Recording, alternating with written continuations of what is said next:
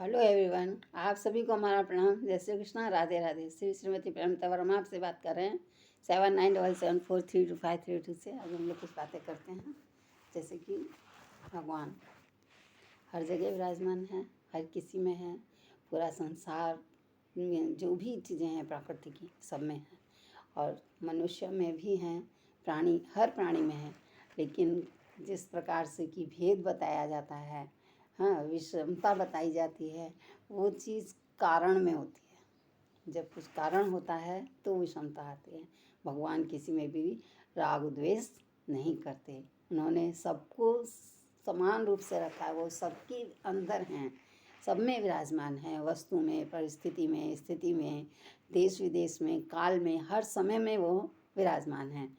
तो हम कभी भी उनको यह नहीं कह सकते कि वो हमसे द्वेष करते हैं, वो हमसे राग करते हैं। नहीं, मनुष्य ने खुद ऐसा किया है। वो ये भूल गया है कि मैं इस संसार में, जो शरीर है वो केवल संसार में आया है और वो भगवान का है। ये चीज़ को भूल जाते हैं। तो भगवान का जो स्मरण नहीं करते, बोलते मेरे शरीर है, संसार में आया है और संसार में लिप्त हो जाएगा। तो ऐसा जो करते हैं, वहाँ ही कारण आ गया, वहाँ भेद आ गया। तो अगर हम किसी भी काम में अगर हम कुछ कारण रखते हैं तो हमें कारण की विषय भोग होता है। कारण से ही हमारे अंदर परिस्थितियाँ आती हैं, और कुछ कारण है जिसके कारण ही हम लोग अलग अलग होते हैं। नहीं तो भगवान ने सबको एक रूप ही बनाया है। जैसे कि गाय दूध देती है, लेकिन उसके अंदर थनों में कीचड़ रहता है, तो वो तो दूध नहीं पीता, वो तो खून पीता है। तो उसकी एक स्वभाव, उसकी एक प्रतिक्रिया है, उसका कर्म है वैसा, तो वो उस तरह से रहता है। तो इसी प्रकार से जैसे माँ अपने दो बच्चों को अगर जन्म देती है, तो एक सुपुत्र है और एक कुपुत्र है। वो क्यों है? क्योंकि वह अपने कर्मों के कारण है, अपने कारण के कारण है। वो किसी दूसरे के माँ बाप हमेशा अपने बच्चों को समान रूप से देखते हैं। पुत्रों में और पुत्री में कभी भी भेद नहीं आता। उन्होंने बच्चों को जन्म दिया है, वो बच्चों को अलग नहीं करते, बच्चों को एक रूप ही देखते हैं।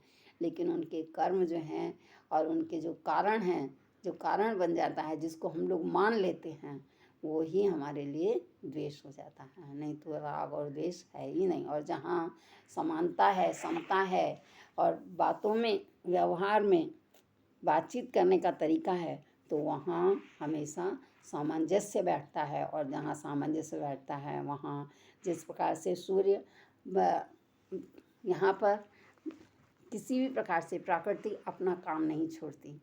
वो चाहे भक्त हों चाहे अभक्त हों, चाहे प्राणी किसी भी प्रकार के हैं। देखिए, वनस्पतियों को भी जल, वायु और प्रकाश मिलता है। इसी प्रकार से मनुष्य को भी यहाँ पर सब चीज़ें प्राप्त होती हैं, चाहे वो भगवान को मानता है या नहीं मानता है।